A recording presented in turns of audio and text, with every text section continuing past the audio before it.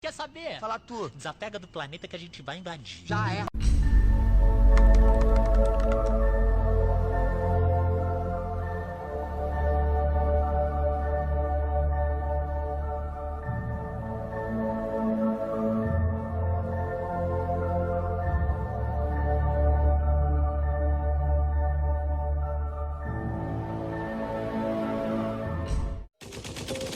A cada dia surgem mais avistamentos de fenômenos OVNI. As histórias se multiplicam. Os indícios mostram que a verdade está cada dia mais perto. A quantidade de casos de OVNIs vistos pelo pessoal da aeronáutica civil e militar, presenciados dos aviões e das torres de controle, se multiplicam dia a dia.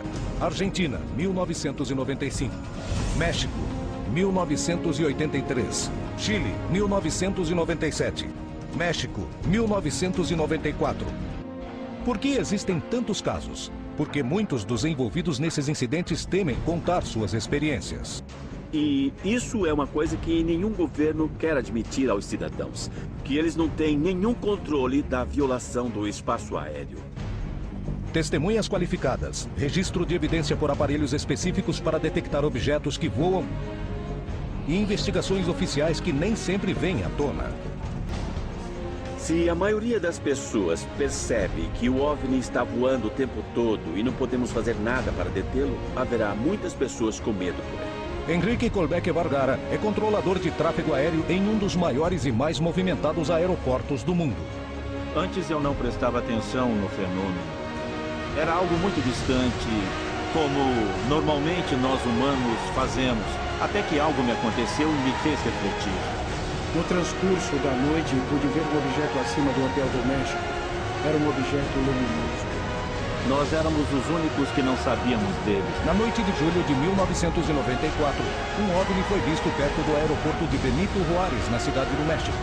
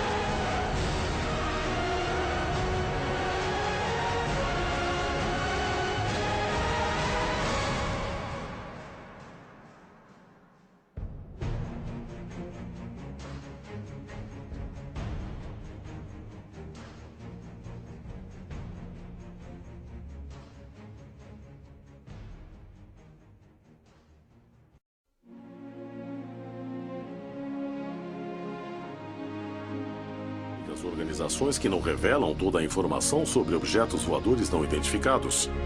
Entre elas está a NASA, e segundo Ken Johnston, ex-integrante da agência, ali também não é revelada toda a informação sobre a possibilidade da existência de vida em outros planetas. Seria possível existir um segredo tão grande? Shuttle.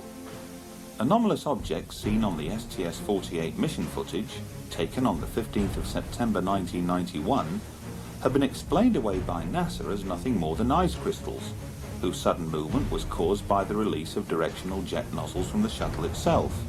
What, though, are the mysterious meteor-like streaks seen in the same sequence? And what of this counter-explanation to NASA's ice crystal theory by Dr. Jack Kasher of Nebraska State University? At least 5 proofs that the objects were not ice particles, therefore spacecraft, and they were either extraterrestrial or terrestrial. Obviously, that's the dichotomy. While many still remain unconvinced that the STS-48 footage captured intelligently controlled spacecraft in mid-flight, It was the catalyst that would persuade both UFO researchers and amateur astronomers alike to pay much closer attention to space shuttle missions in the future. And, as you will learn later, 3 months later, on the 1st of December 1996, space shuttle astronauts on board STS-80 filmed something remarkable. Scores of anomalous objects could be seen skirting Earth's upper atmosphere below, but then, from beneath a high bank of cloud, emerged a large sphere, almost plasma-like in appearance. And as the sequence rolls, note how the camera on board the space shuttle zooms in on a cluster of anomalous objects which appear to congregate on the Earth's horizon. Interestingly, during that same mission, astronauts would point their cameras towards Brazil, more specifically, Sao Paulo. Were they expecting something? Whatever suddenly streaked into view would appear to suggest they were. But what was it? I occasionally think how quickly our differences worldwide would vanish if we were facing an alien threat from outside this world. And yet, I ask you, is not an alien force already among us? In July 1991, millions of people throughout Mexico stared skywards to observe a solar eclipse. That day, several UFOs appeared in those same skies. Skeptics would later conclude that these were nothing more than planets or stars, but the video evidence, recorded independently at several different locations, suggested otherwise. Curious anomalous objects seen while in orbit around the Earth. John Glenn likened these to fireflies, and for a time, NASA actually believed they had stumbled across living critters, according to one of its retired astronauts, Scott Carpenter. The years went by, and with each passing decade, there appeared no let-up in reports of UFO activity. But in the late 1980s, those reports took on far greater significance with the arrival of the camcorder. In the space of a few short years, what was once regarded as an extremely rare event, to capture a UFO on film, has now become commonplace. And while a sizable proportion of that video footage leaves most unimpressed, like the phenomena itself, a small residue of what remains can be termed impressive. Amidst the 2,500 hours of NASA footage recorded by Martin Stubbs, we have seen countless examples of the spheres, the first space phenomenon. But until now, few have ever come across, least of all seen described, what has been labelled the second space phenomenon. Those that have been left speechless, including eminent scientists, astrophysicists and, as we have learned, highly placed figures within the Canadian Space Agency. Someone who was prepared to comment publicly after being shown less than 5 minutes of the footage was Guido Negro, director of the SETI radio telescope at Golden Grave Observatory in Western Australia. What, we asked, did he make of it all? Well, I was very interested in other people that were looking at, and because this time we are not talking about footage taken off from some home movie camera, but someone that actually was flying a space shuttle, so automatically that gave us the fact that the picture must have been real, genuine. Well, I was very well impressed, and maybe this will prove that there is something else that we are not aware of, at least officially. If the footage that we saw came to be true and really are showing an alien spacecraft or something like that, I say that if there is a cover-up, the people who are doing this cover-up are an enemy of entire Earth race, because we are not children and we must know we must know the truth. It doesn't matter if there are people that are not, they don't know how to handle the truth. Well, the majority of us will. And if there is a cover-up, I think it's time that the cover-up goes. Guido could have easily dismissed this sampling as ice crystals at best, or errant nonsense at worst. The fact that he chose to do neither is symbolic perhaps of the potential importance both he and a great many others attached to the footage. the onus surely now rests with people like Guido and others elsewhere in the scientific community to determine whether or not the second space phenomena is a genuine phenomenon. And were that proven to be the case, two burning questions would need to be addressed. Is it extraterrestrial?